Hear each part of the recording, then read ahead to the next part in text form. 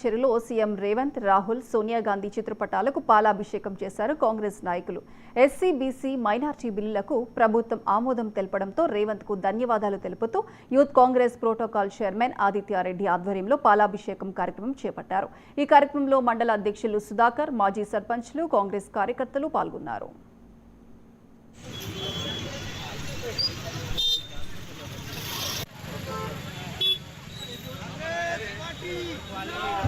ఈరోజు మన రాష్ట్ర ప్రభుత్వం చేపట్టిన 2 బిల్లులు, ఒకటి బీసీలకు కానీ అదేవిధంగా ఎస్సీ సప్లాన్ కానీ 2 బిల్లులను ఏకపక్షంగా అసెంబ్లీలో తీర్మానం చేసి ఇప్పుడే అందరికీ కూడా చేకూరే విధంగా మన ప్రభుత్వం చేపట్టినందుకు రాష్ట్ర ముఖ్యమంత్రి రేవంత్ రెడ్డి గారికి కృతజ్ఞతలు తెలియజేస్తూ, అదేవిధంగా దీనికి ఎస్సీ సప్లాన్లో కీలక పాత్ర వహించిన మన దామోదర్ నరసింహ గారికి కూడా కృతజ్ఞతలు తెలియజేస్తూ, ఎందుకంటే ఎస్సీలు కానీ బీసీలు కానీ చాలా ఎన్ని రోజుల నుంచో ఈ పోరాటాలు జరుగుతున్నాయి.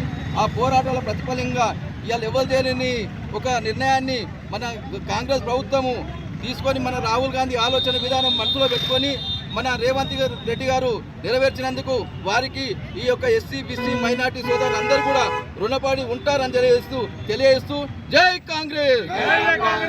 చరిత్రాత్మకమైన నిర్ణయం తీసుకోవడము ఈరోజు మన తెలంగాణ ప్రభుత్వం ఏదైతే కాంగ్రెస్ ప్రభుత్వం తీసుకున్నటువంటి నిర్ణయం చాలా గొప్పది. ఇది ఇలాంటి నిర్ణయం కూడా చరిత్రలో ఎవరు తీసుకోలేరు.